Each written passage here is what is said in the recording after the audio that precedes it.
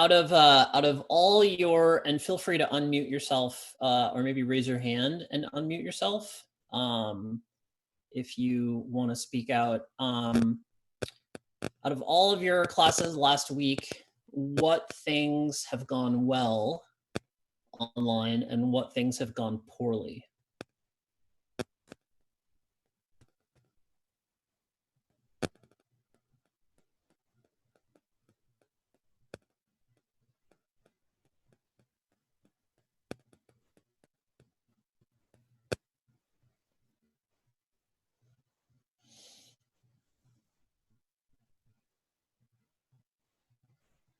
Like, are there certain types of classes that have gone well compared to other types of classes? Or are there specific things that any of your faculty have done that have been like more effective than others? We're all sort of trying to figure this out. And so any observations that you have would be very valuable. Just from my experience, any class where the professor generally keeps the students engaged to a degree is fine. The only bad class I have is a 3-hour night class in which the professor just talks for 3 hours. It's almost unwatchable. So any sort of engagement is might be unwatchable in real life as well. I mean, when you're forced to go to the class on campus, it's one thing, but it's really hard to do that on a Monday night. So we'll see if he turns it around this week. What types of engagement are encouraged that you find effective in an online format? It kind of varies, I guess, depending on the class. I'm an engineering major, so any sort of just discussion, not just between professor and student, but student and student as well, has been to keep people engaged in general. I mean, we're all isolated, and I think we all could appreciate some sort of interaction to a degree.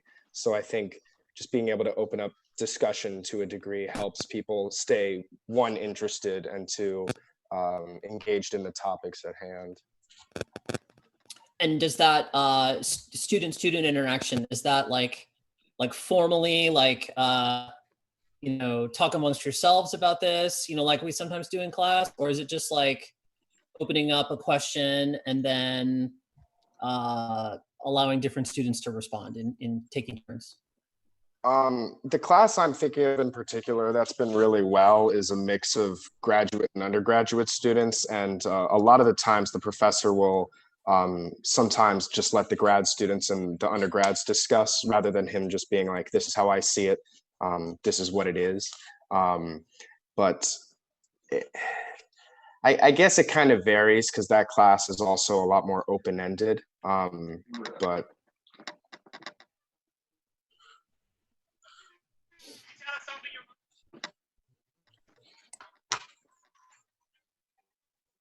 okay. Interesting. Would it be helpful, since we are all isolated, like, would it be more enjoyable if everybody turned the video on? I don't know what you guys see, or like, I know there's like the gallery view, which I think is pretty cool. I don't know that I can devote a ton of space on my screen to that, but maybe if everybody's video is on, you could at least see each other's faces. And I would be cool with that. I don't think, I've been on a number of Zoom chats now, and it doesn't seem like bandwidth is really a problem, which is what I was concerned about when I suggested we all turn our videos off. But if that would be like more enjoyable for you to be able to see each other's faces and you want to turn your videos on, I would be totally cool with that.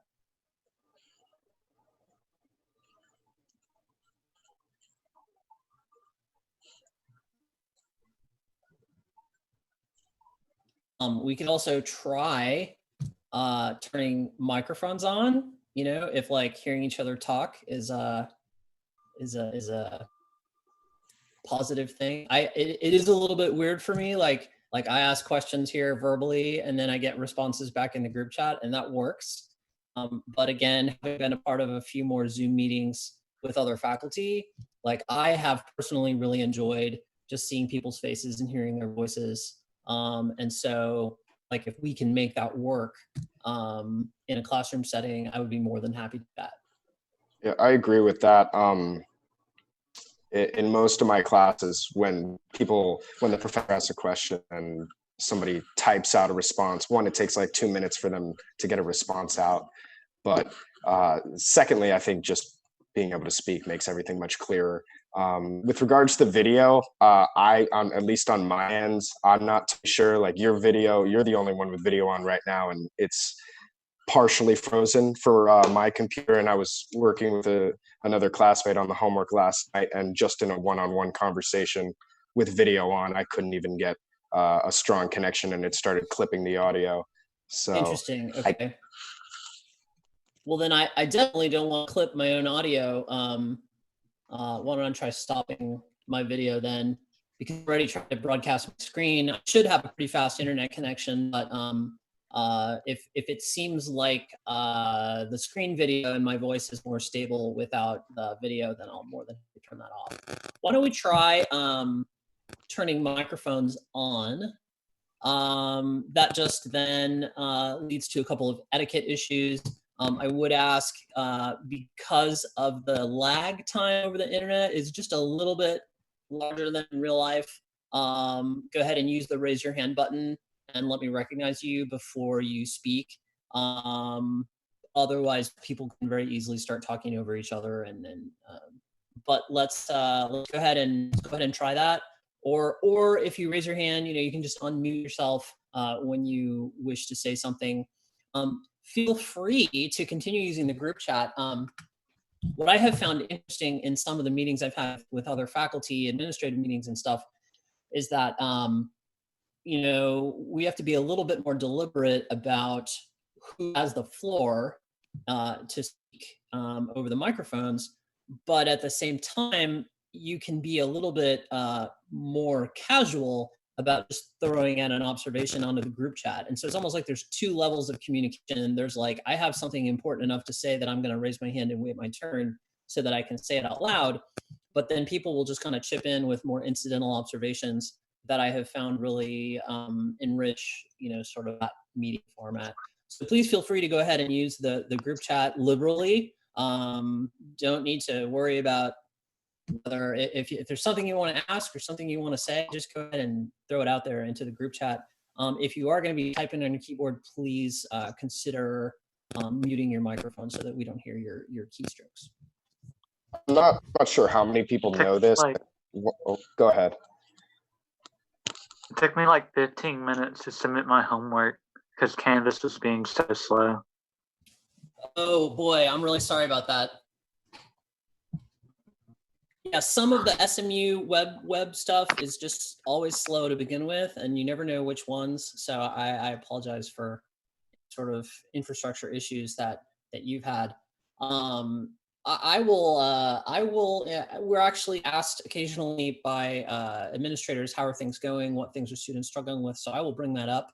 Like I said, I find that our web services are sort of slow in general, and it's clearly possible that in any sort of high load situation, they might be overwhelmed. So that may be something we can look into, upgrading our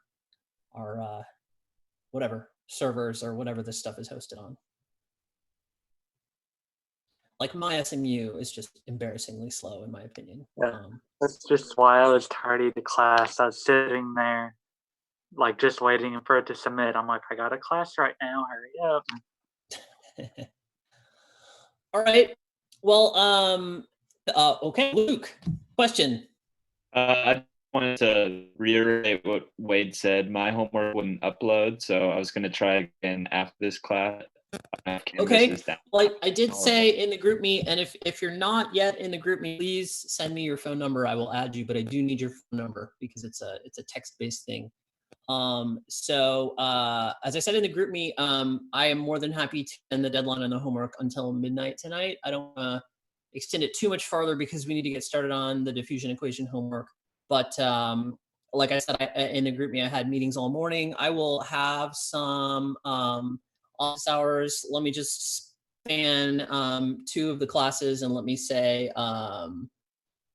well, first of all, I'm happy to answer some questions right after this class if you do not have a class at noon.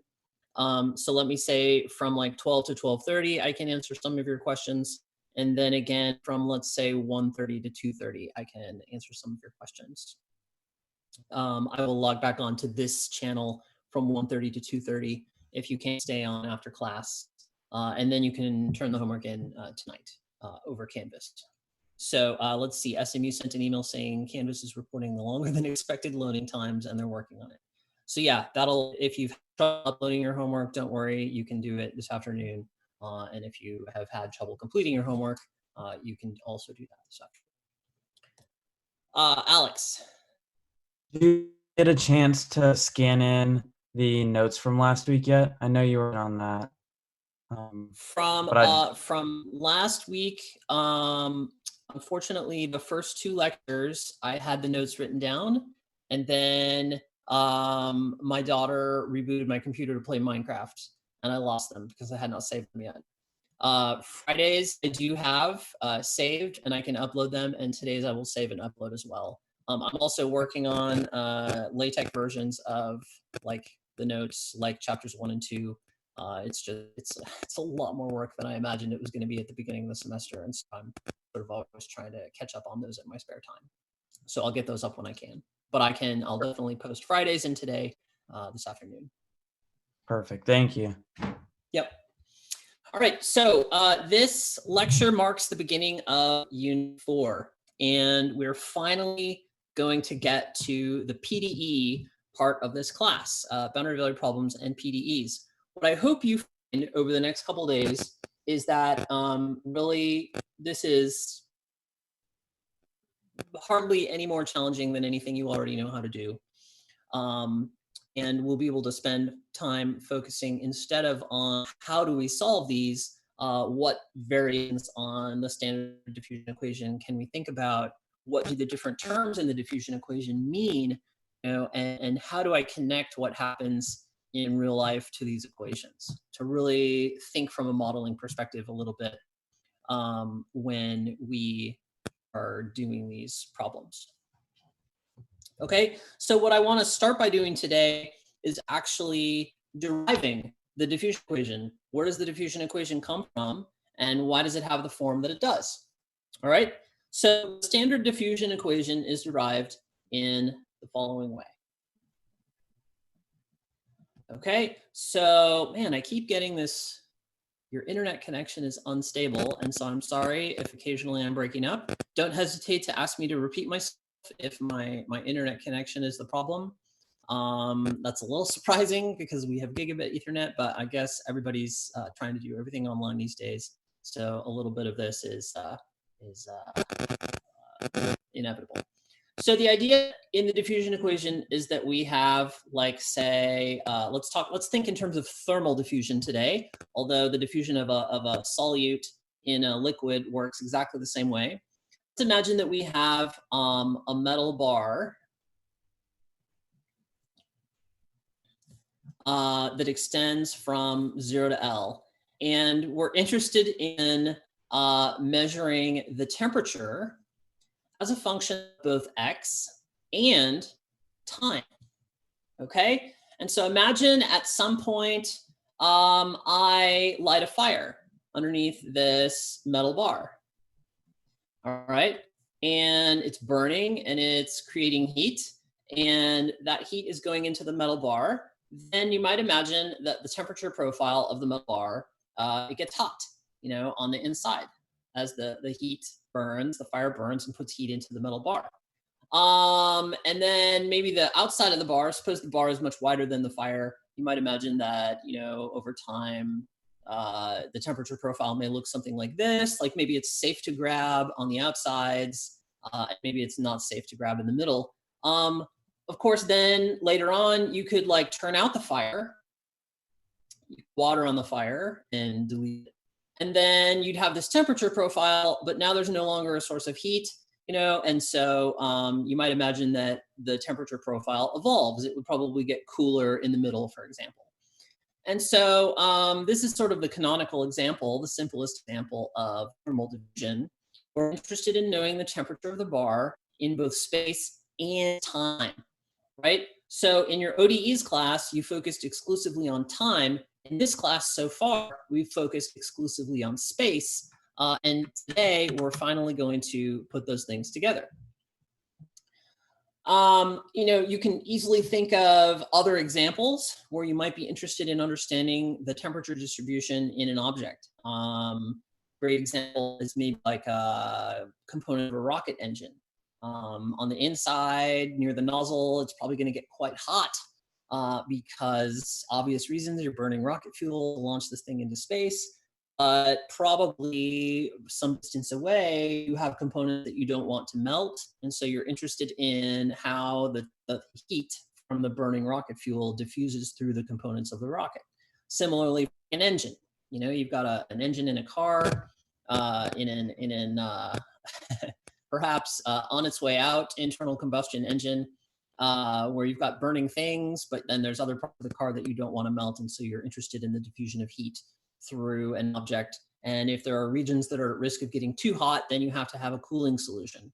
Inside of a computer, you've got a processor that is pushing electrons through a semiconductor to do calculations. Well, that creates heat.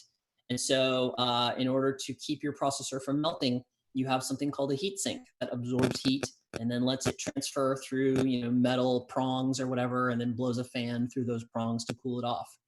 And so these are all examples where you're very interested in the transfer of heat, the movement of heat, and concerned about things getting too hot. And all of these situations can be modeled using the diffusion equation. So when we are going about trying to derive the diffusion equation, we start by selecting like a control length, a little length of rod that we're going to formulate equations in. All right. And I'm going to introduce a few more variables. We're definitely interested most of all in the temperature distribution. Okay. But I'm going to introduce something else. I'm going to introduce rho of x and t, which is the heat energy distribution, which is a slightly different thing. Okay. Rho is going to be energy per length. Okay. It has units of energy per length, and energy is measured in joules, right? Joules per length, which is a slightly different unit than the temperature distribution, which I'll go ahead and state will be measured in degrees Celsius. Now, the relationship between temperature and heat energy density is related to a couple of other things. Oh, shoot. Rho. What if I do something else? What's another letter we could use for that density? Yeah, cut out for a second. How about sigma? Is the heat energy density. Rho is the density of the bar. Kilograms per length, the linear density. Then you've got the specific heat. I forget exactly the unit. What is the units of specific heat? It's the number of joules you need to raise the temperature by 1 degree Celsius per kilogram, I think. And is that it? Oh no, there's one more letter that we'll get to, which we'll call kappa. Okay, and we'll get to that. All right. So anyway, what I want to do when we think of physics, like fundamental properties of matter and mass, what can we say? One of these things sort of jumps out as being like really important, and that's energy. What do we know about energy?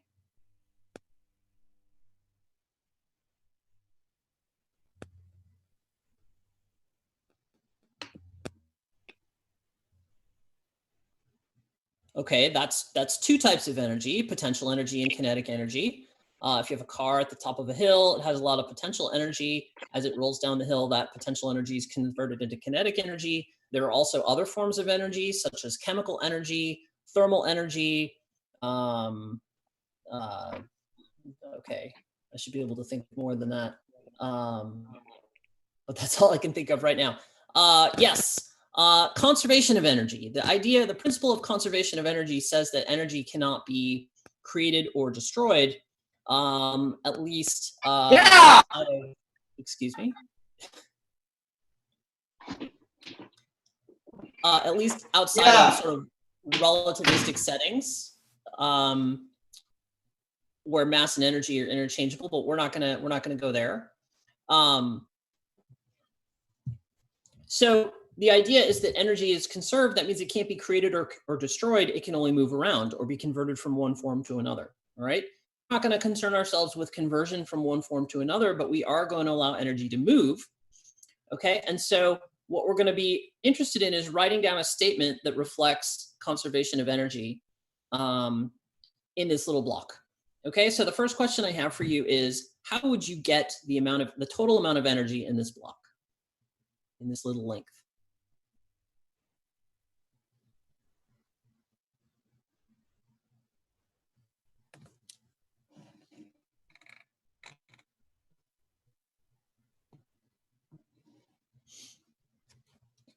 Assume that we have this, the energy density, okay? L times sigma, or you know, this could be like between A and B. So you might think of like the length of that little bar, the length of that little element times sigma. But what if sigma is not constant, right? Sigma is a function of both space and time. And so could we integrate sigma from A to B? That's absolutely right. So if we want the total amount of something in a range where something is not constant, then absolutely the thing that we do is we integrate. Okay, so we can integrate from A to B, sigma dx. Okay, and this is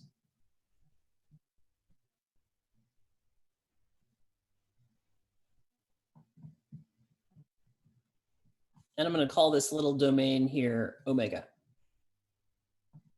All right, so this is nothing more than the total energy in omega. How would I describe mathematically the rate of change of the energy in that region?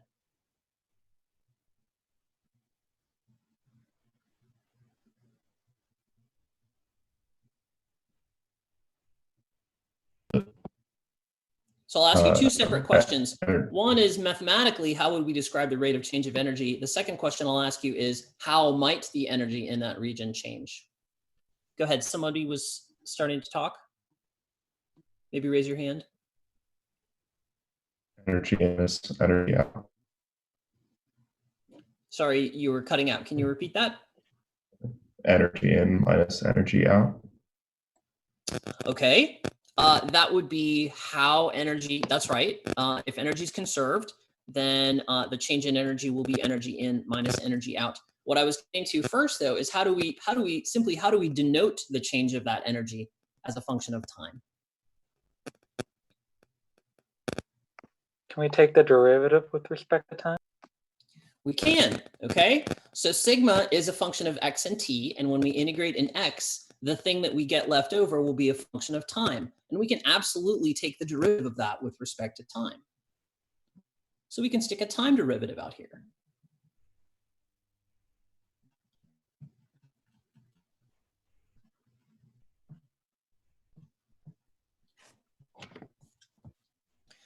All right, and so this notation here on the left simply says the time rate of change of the energy in omega equals.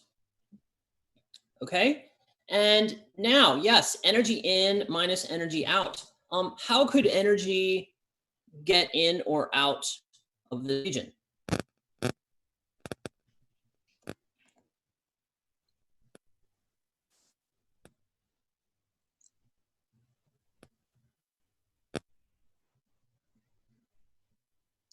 We could have terrain, we could have work, mass transfer. Well, the metal bar we're imagining is not moving, doesn't have a velocity, and we don't care about its potential energy. So it's just kind of stationary.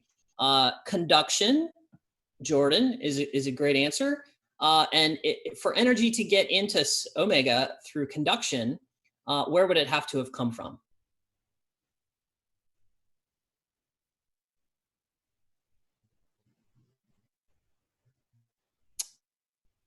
That's right, Jordan. It would have come from boundaries, okay? If energy is going to conduct into omega, it must have come from outside of omega.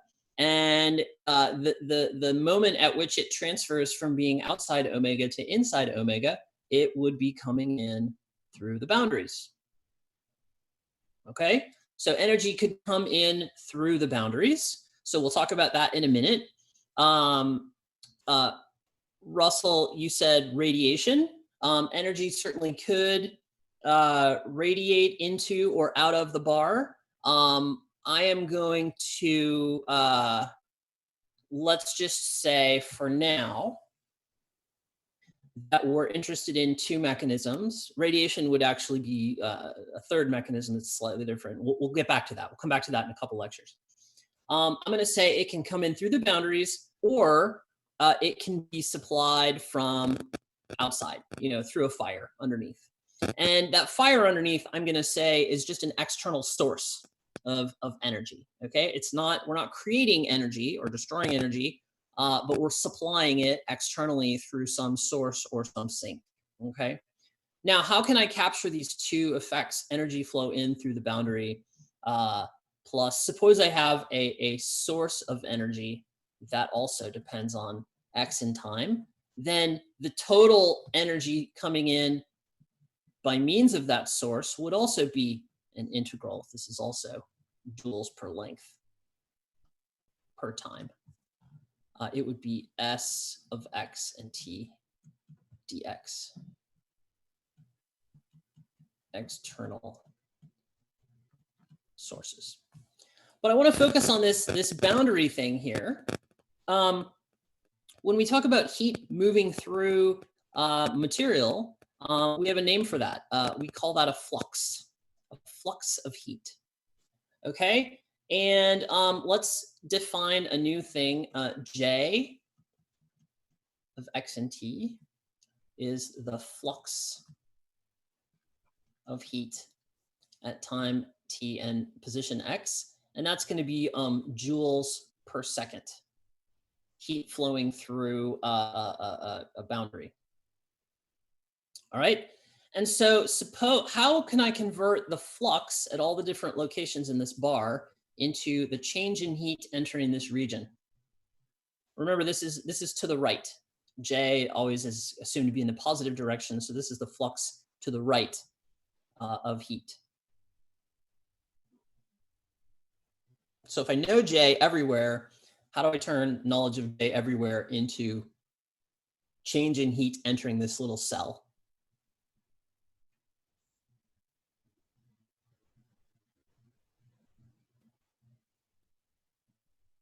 If I know J everywhere, then in particular, I know it here, and I know it here at B and A.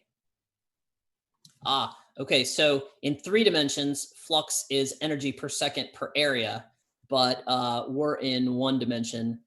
So it's energy per second per 1 dimension less than the number of dimensions in which we're working. So in 3 dimensions, it's energy per flux per area. If you're working on a 2-dimensional problem, it's energy per second per length, and in 1 dimension, it's just energy per second.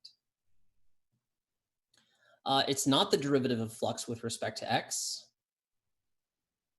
The difference of the flux in and the flux out, and so how could we write that? Suppose the flux is positive, which side is contributing to an increase? The A side. The A side, okay? So J at A, a positive flux at A is going to be contributing a positive amount of heat into the interior.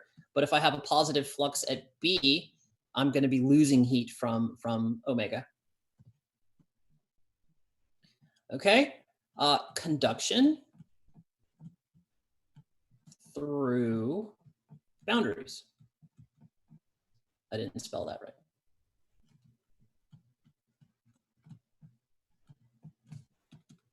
Okay, so here we have a mathematical sentence.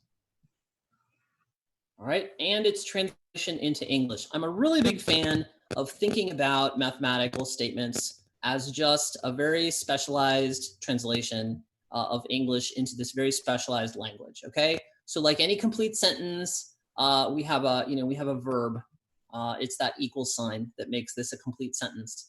And we have this thing on the left equaling this thing on the right. And you should, the goal of your college undergraduate math education is that you can encounter a mathematical statement like this and translate it into English. What is this saying? Well, sigma is the energy density per unit length. The integral of that is going to be the total amount of energy in this domain, which we call omega. So this is energy in omega. This always indicates the time rate of change of is. Okay, what is JA minus JB? Well, based on my definition of J, that is the flux in minus the flux out, which is the total change due to convection.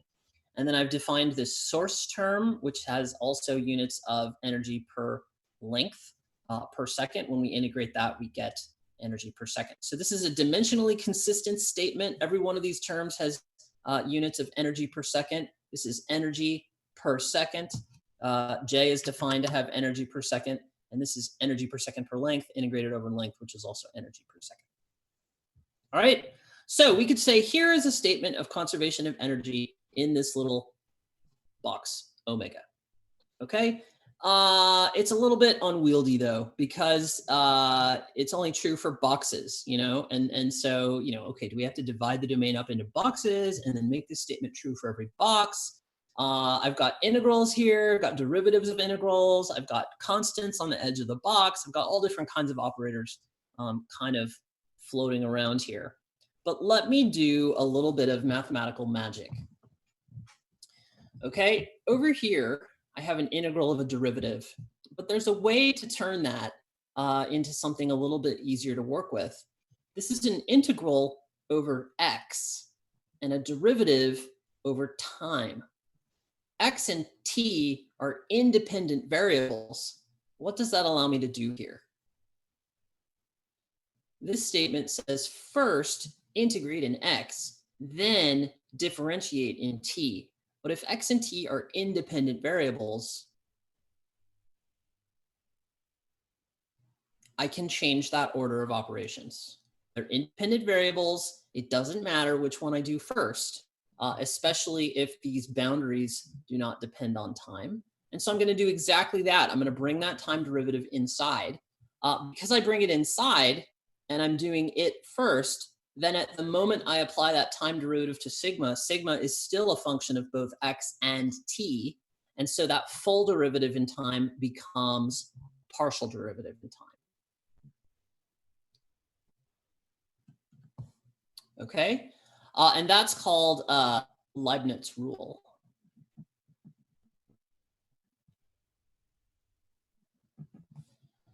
This interchange of the order of operations is generically allowed subject to certain conditions, which are summarized in this statement called Leibniz's rule.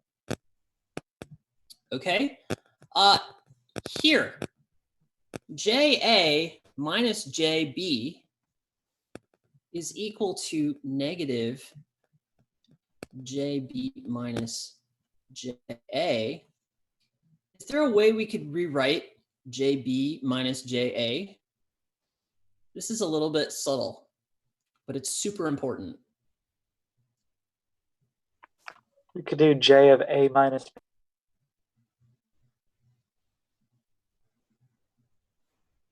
How could I use the fundamental theorem of calculus on this difference here?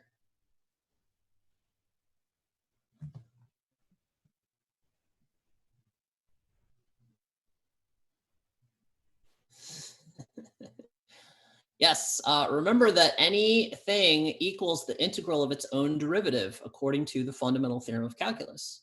And this might seem a little bit weird of a thing to do, but I can write this as the integral from A to B of dj dx. Okay, that, by the way, is exactly analogous to the divergence formula in 3 dimensions. The divergence formula is nothing more than the fundamental theorem of calculus in higher dimensions. Okay, and then I have here, I'm not going to do anything here, A to B s of x and t dt. Now, why was it worth, what might you think would be value in taking what seems to be a simpler statement and rewriting it the integral of a derivative?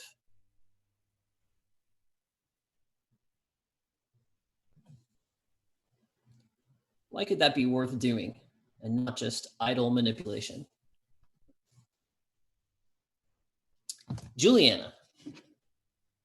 If we have some sort of expression for the partial j over x, then we can sub that in. Good. Yeah, if we can define the partial of j over x, we can replace that. Technically, you could have said the same thing about j itself. If we had an expression for j, we could sub that in up here. But as it turns out, it will be easier to write down an expression for the derivative of j than it will be for j itself. Just looking at the structure of what I have now, how could that possibly have been worth it?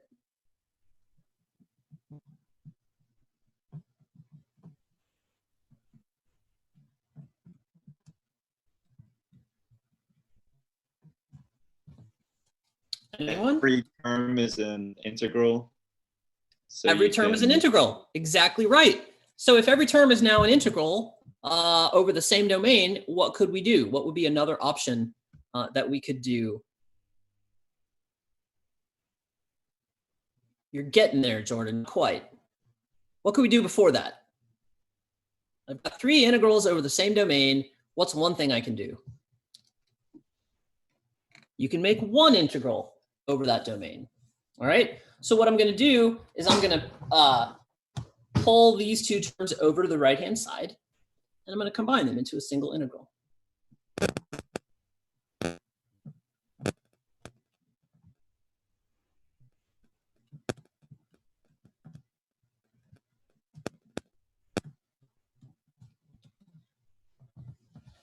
And that's going to equal 0. Now, this is an interesting statement. It looks like we've really simplified this a little bit. And moreover, we have an integral over something we don't know equaling 0. But here's the thing. This statement, does this statement depend on the choice of A and B to be true? In any of my argumentation, did I make an argument? Did I take a step that was like dependent on the lower bound being A and the upper bound being at point B? No. No, I didn't.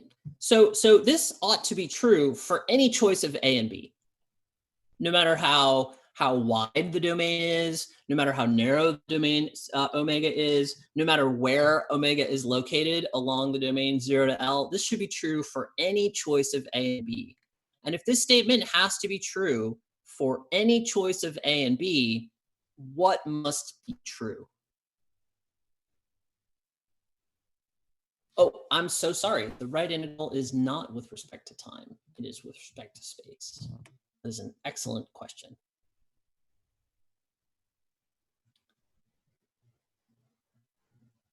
You could absolutely not do that if the right integral was with respect to time. If the statement has to be true for any choice of A and B, what must be true?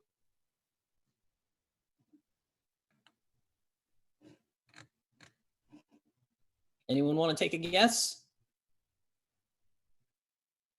Maybe A cannot equal B.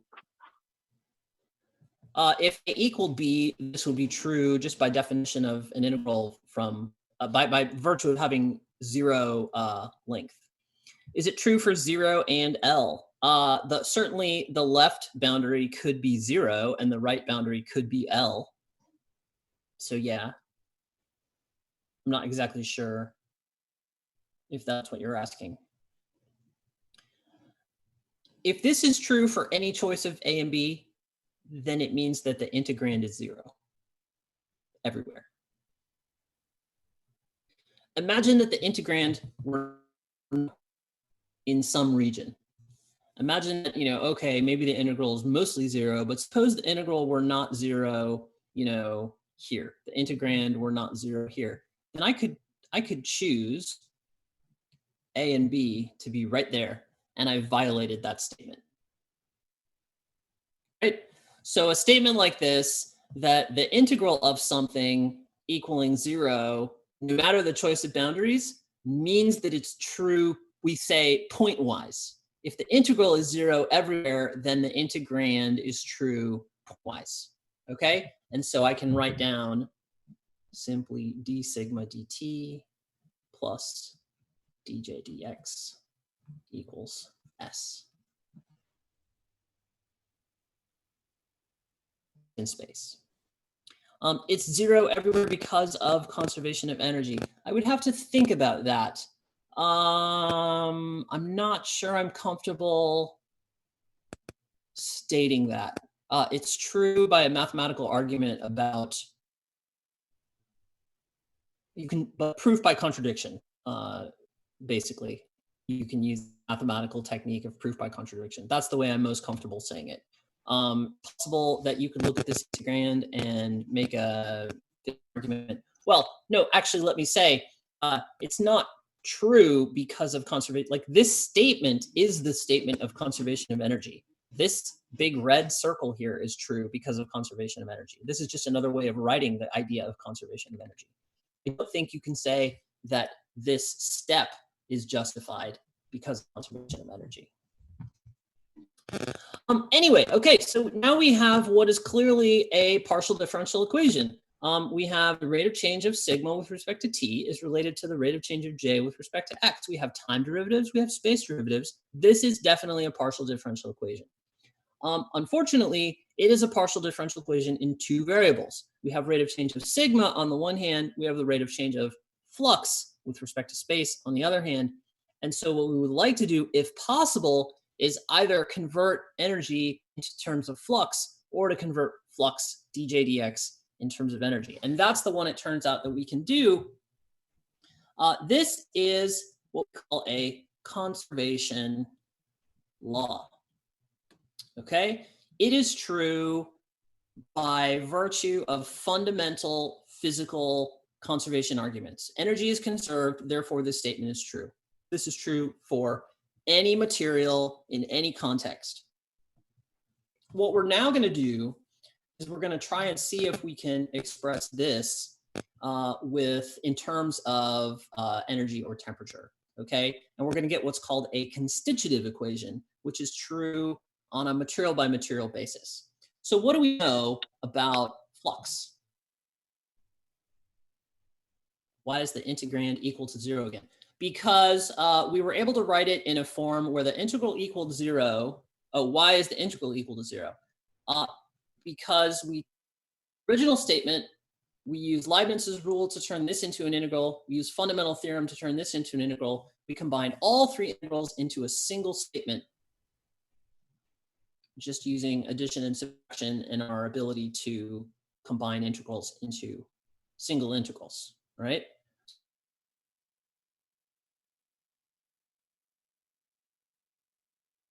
From definition of an integral, and then this follows by this argument I just made, that if this were non-zero anywhere, we could violate this statement with a clever choice of A and B. Okay, what do we know about heat flux?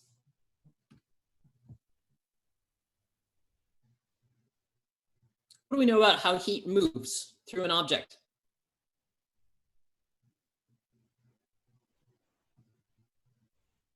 You have a very intuitive understanding of this if you've ever cooked, especially if you've ever cooked with like a cast iron pan.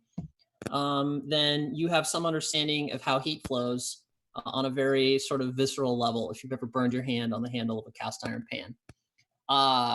You also may have some formal academic training in how heat moves if you are an engineer. So what do we know about heat? It can flow through many different means, such as conduction, convection, or radiation. Yeah, it has different moving around in a medium. In a bar, we're primarily interested in conduction, okay? And so that's right, Juliana. We know that heat moves from high temperatures to low temperatures, okay? And what if the difference in temperatures, increases? Does it just move from high to low temperature at a constant rate, or does that rate of movement depend on Okay, if the temperature difference increases, the rate of heat flow increases. How do we measure the rate of change of temperature over space? Like the difference in temperature from one place to an adjacent place. Do we have a way of measuring that?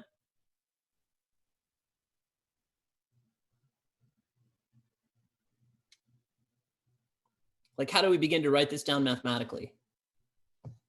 Heat flows, right? Heat flows to the right.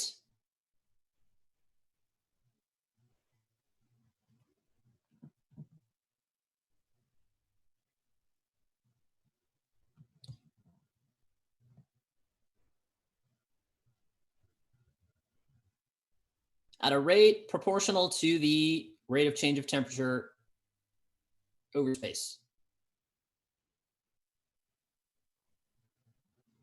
So what does that look like? That's the rate of change of temperature over space. If the temperature is increasing from left to right, which way is heat going to flow?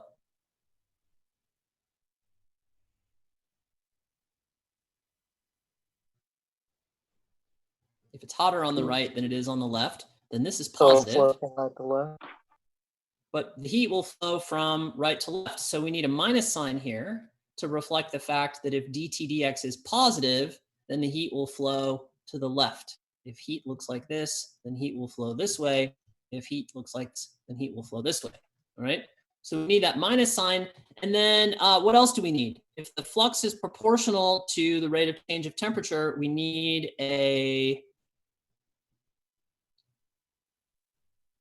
one We need more an thing. expression for the change in temperature, the difference. Yes. We need a proportionality constant. There you go. All right. So this is the rate of change of heat.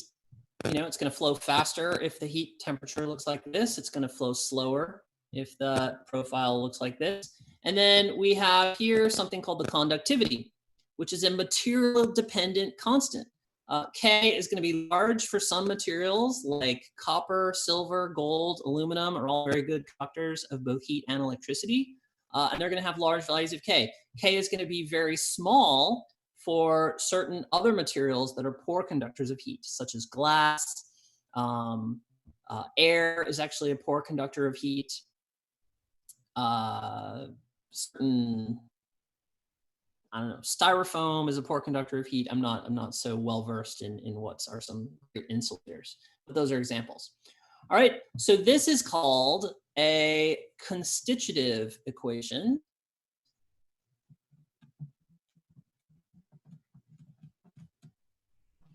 It is not a universal law of nature. It is a good enough approximation to what we happen to see in the world, okay? We have gone and we have measured how heat moves, and this seems to be a pretty good representation of how it moves. It seems to be linearly proportional to the rate of change with temperature, and there is a material dependent constant that we get as well.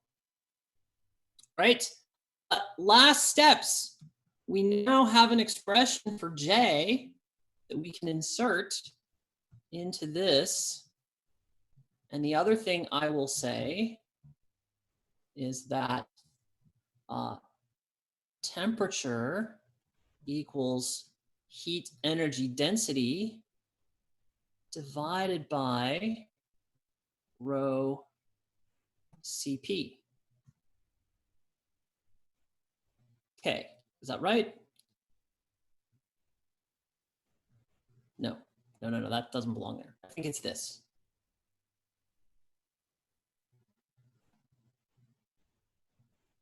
Okay, so I have a relationship between sigma and T, and I have a relationship between J and T's derivative. So let's put all this information, or similarly, sigma equals rho.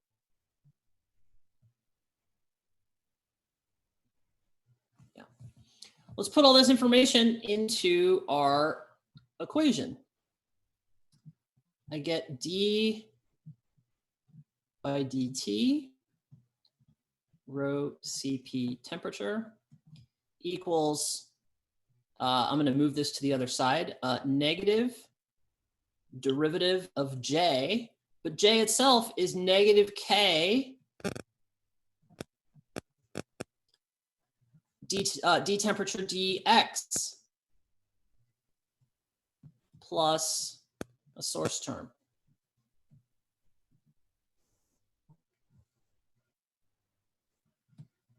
Oops. And if I do, that's not going to work either.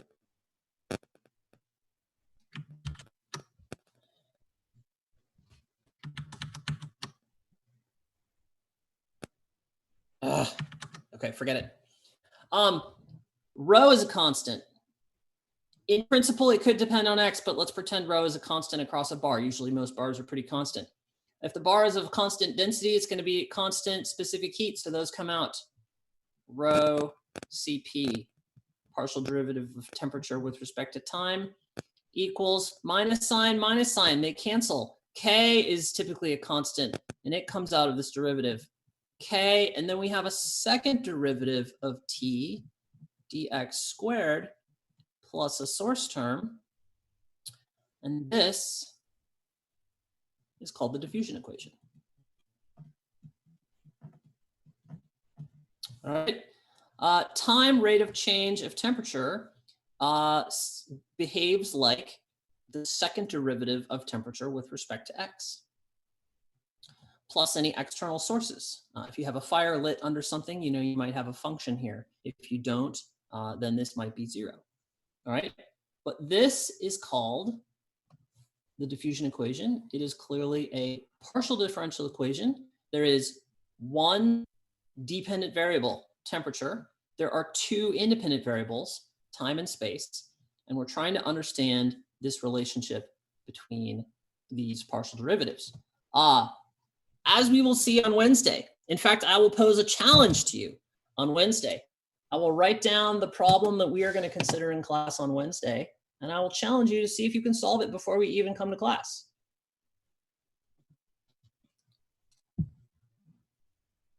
Du dt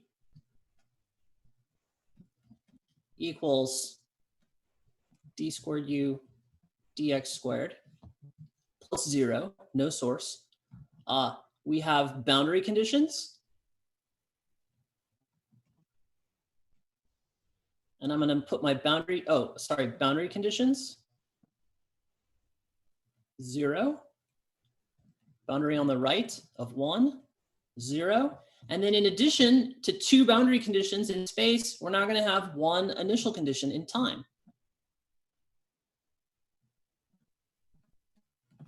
And I'm going to set that to be 30. That is, imagine I take a bar at room temperature, 30 degrees Celsius, and at time t equals 0, I quench the ends with ice cubes. The ends are now set to 0. I track the temperature of that bar as it evolves in time. Can you anticipate what the solution might look like intuitively? Can you, in fact, even solve it? Can you guess how we might go about solving this equation using transforms, which has been the whole purpose of this class? So I'll give you that hint. You will not be able to simply solve this using some trick from ODEs. We have now crossed into the region where there is no backup exact solution that you can quickly derive. The only way we're going to be able to come up with a written down solution of this is using a transform and an inverse transform.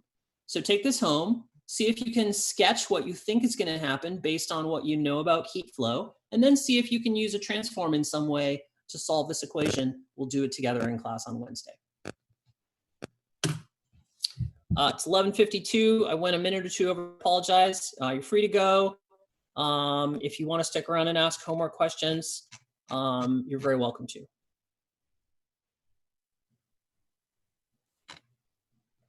Thank you for the class. Yep. Hey, Dr. Norris. Yes. Would it be possible for you to save like what you're writing on and post that? Yes, I can do that. It's, I mean, obviously a little messy, but I'm happy to do that.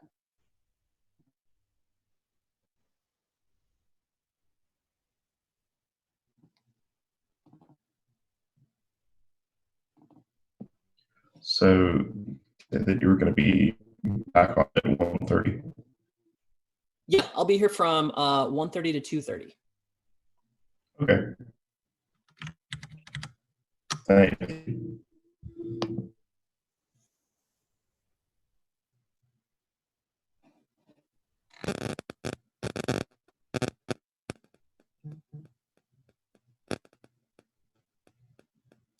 Any other questions? I just had a quick question on like the graphic. Are the graphs supposed to change very much whenever you increase the number of summations or like 1 to 3 to 5 term expansions?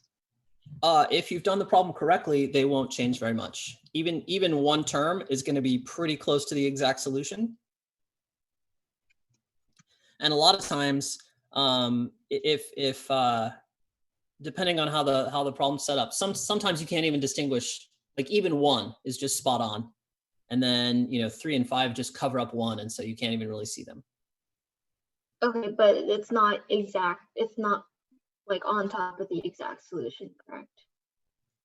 By the time you get to 5 terms, you should be on top of the exact solution in all of these problems. So I'm not exactly sure what you're seeing that's prompting the question. If you have gotten like 1 and 3 and 5 terms and they're not changing much and they're not on top of the exact solution, then either your coefficients for your eigenfunction expansion or your exact solution is incorrect. Okay. Does that help answer your question? Yeah, because for my, at least for all of them, like my 1, 3, and 5 are pretty much all on top of each other, but they're slightly off. Like there's a bit of space between it and the exact solution. Okay, I would, if they are right on top of each other and they're not right on top of the exact solution, then I would guess that you are making a mistake somewhere. If I could go back and tweak all these homework problems, I would make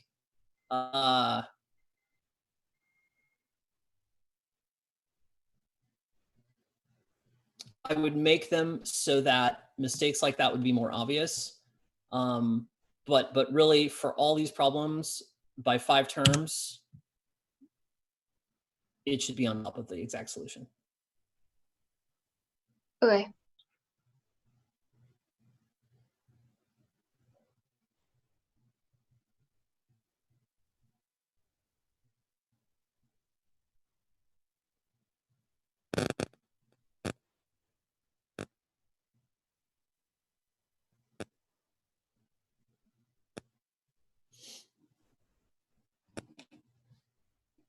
Would you mind going through 3A?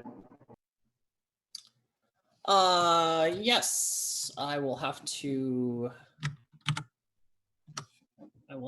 pull it up. Thank you. Yep.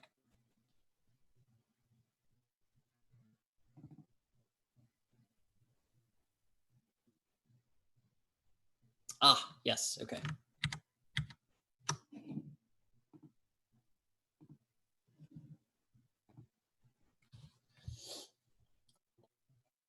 So 3A, find the solution directly using repeated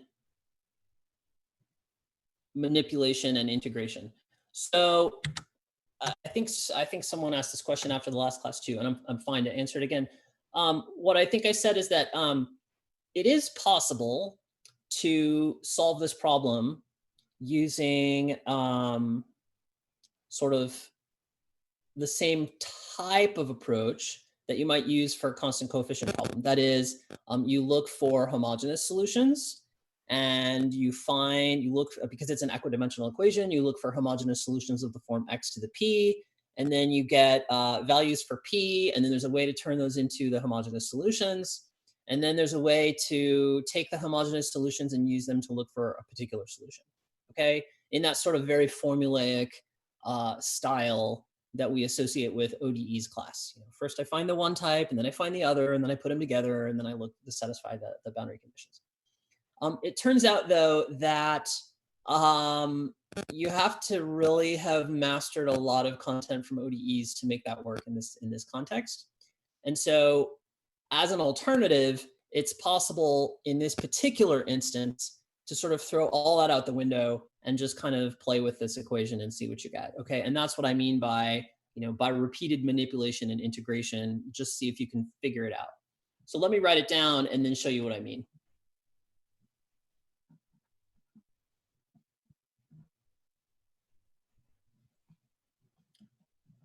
It's that, right? And then u of 1, and are those both 0? No, 0 and 1. Okay, is there a way I can just play with this and integrate my way out of it? Well, yeah, I've got a derivative here, and then I've got this r multiplying it. What if I divide both sides by r? Oh, sorry.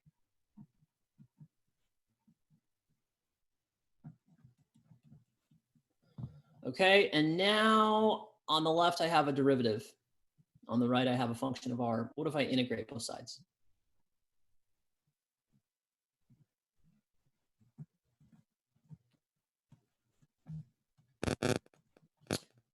The integral of 1 over r is natural log of r, and I pick up an integration constant. I'll call that c1. Now I have a derivative, but again, it's multiplied by r. What if I divide both sides by r again?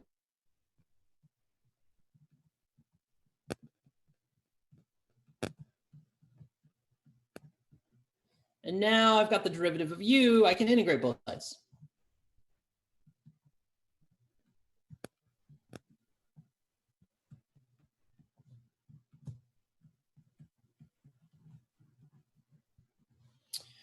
Okay, and so lo and behold, I get 2 solutions here multiplied by integration constants. Those are exactly my homogeneous solutions.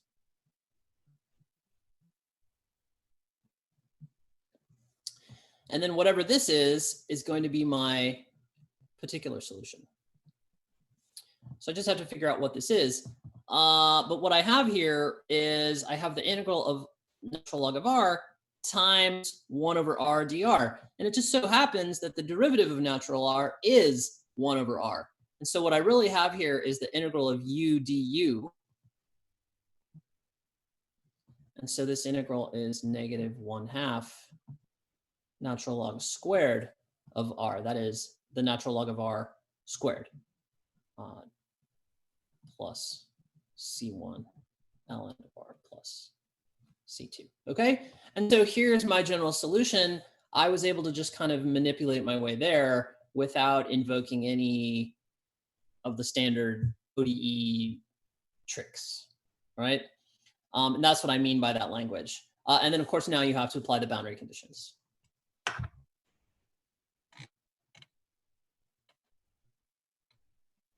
So then when you're finding the solution for UB, you still have to do something similar? For U boundary, this constant will be gone. And so this term will be gone, all right? And so you'll just have that homogeneous solution there. Okay. And so your boundary solution will be this, subject to appropriate boundary conditions. Okay, thank you. Mm-hmm.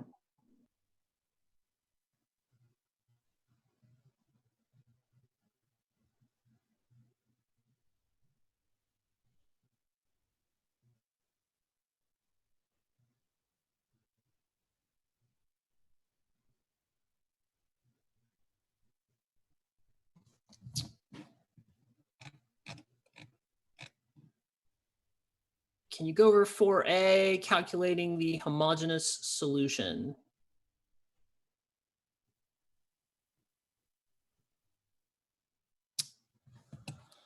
Let me see.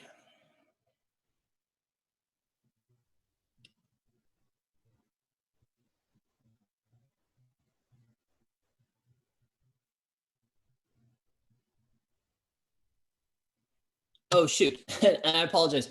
That scary language at the beginning of problem 4 really applies to the bonus problem. I changed 4 to be like, I mean, it still may be challenging, but the bonus problem is challenging at like another level.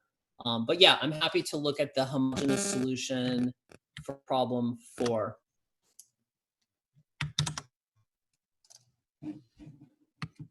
Let me just add a new page here. Okay, so I have uxx plus 2ux minus 3u. And then calculating the homogeneous solution here. So this is where we're finding find the method of the solution directly using method of undetermined coefficients. Okay, and that's equaling -1. So the homogeneous solution satisfies the left-hand side equaling 0, and so I would guess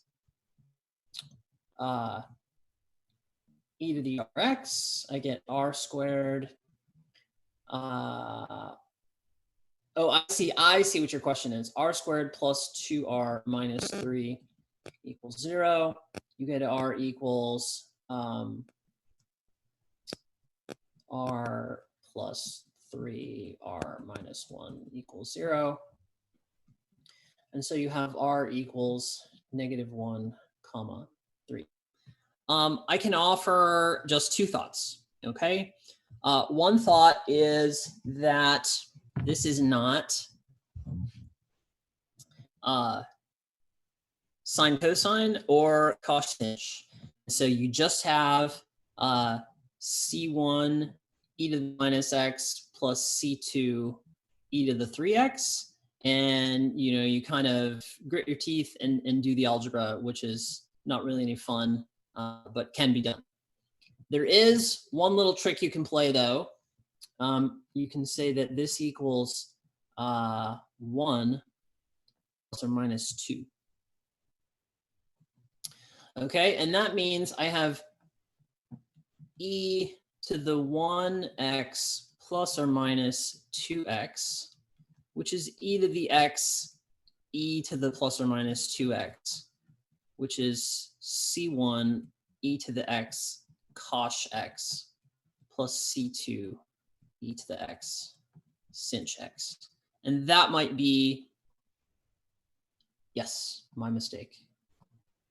-3 and 1, which means this is -1 plus or minus 2, which means this is e to the minus x.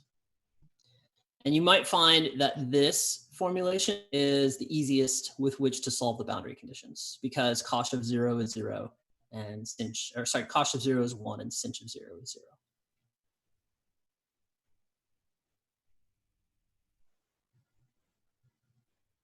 Yep, no problem.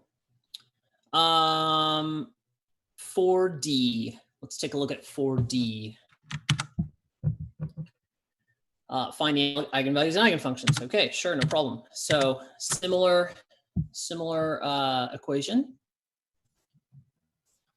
Phi xx, oops, I keep forgetting the sign, plus 2x plus 2 phi x minus 3 phi plus lambda phi equals 0. Phi of 0 equals 0 and phi of 1 equals 0. Okay, and so I'll just rewrite this plus lambda minus 3 phi equals 0. If I guess phi equals e to the rx, I get r squared plus 2r plus lambda minus 3 equals 0. And now I solve with my quadratic formula. R equals -2 plus or minus the square root of, and I'm going to have this squared, which is 4, minus 4ac, which is going to be minus 4 times the quantity lambda minus 3, all over 2a. And what have I got in here? This is actually 4 minus -12. That's 16 minus 4 lambda. So there's a factor of 4 that can come out of the square root as well, which becomes also a 2, which will cancel this. So let me write that in 2 steps. -2 plus or minus the square root of 16 minus 4 lambda over 2 is -2 plus or minus 2 times the square root of 4 minus lambda over 2, which equals -1 plus or minus the square root of 4 minus lambda. Okay, and so the dividing case here is going to be 4. So suppose lambda is greater than 4. I get r equals -1 plus or minus I square root of lambda minus 4. Okay, and that's going to be e to the negative x, e to the -1 plus or minus I square root lambda minus 4 x equals e to the x, e to the plus or minus I square root lambda minus 4x. And so what e to the negative x. What I have here is an e to the minus x times a linear combination of sines and cosines. All right, so this is like we saw at the beginning of unit 3. That's going to give me c1 e to the minus x cosine root lambda minus 4x plus c2 e to the minus x sine root lambda minus 4x. And now if you plug in your boundary conditions, you'll find that I think c1 equals 0, and then you have to choose lambda appropriately to find eigenfunctions.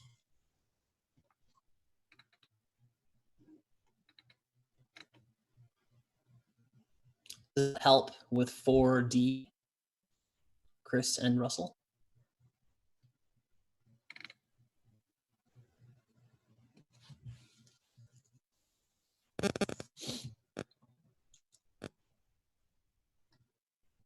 Good.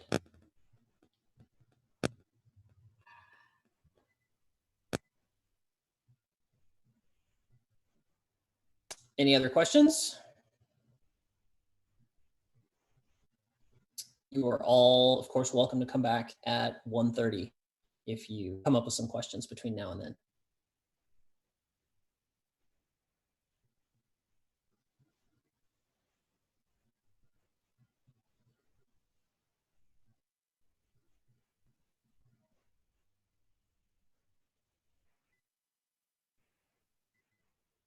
Yeah, midnight tonight.